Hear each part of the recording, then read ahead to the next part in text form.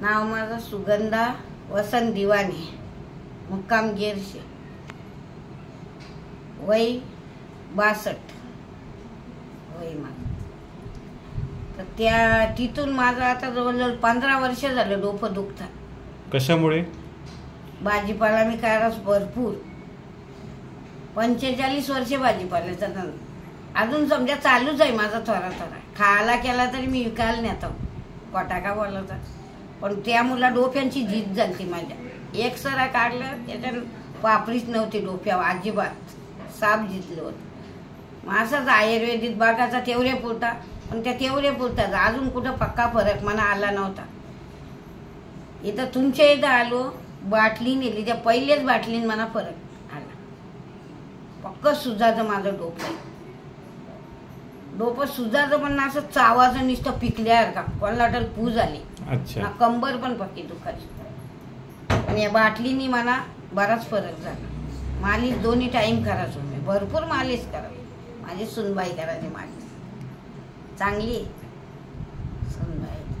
दोन्ही टाइम संध्याकाळचे सकाळचे ती मालिश करणार. किती मॉलिश मध्ये फरक आला तुम्हाला? भरपूर फरक आला. आता चमकाचा ते बंदच झाला.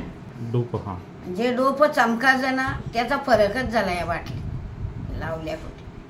दुसरे तिसरे साल लय फरक झाला. मग परत आलो मी, 2 बाटल्या नेल्या. 8 दिवसानच कपवली ती बाटली. एवढा लावलं, सगळ्या अंगाला लावलं. या बोलाच्या बाटली कपली बोलून मी भरपूर मालिश करतो. असं झालं तर मला बरा हो. आज 15 वर्ष काढले, कशी काढली असतील. भाजीपाल्याचा जास्त त्रास झाला. 60 किलोचा बोजा उचलाचा डोक्यावर, तर परशी उतराला नसा. तिथल्या चालत स्टेशनला, पहिले गाड्या नव्हत्या आपल्या इकडे, आता गाड्या आल्या. माझी बंदरी भाषा येतो का थोडीशी.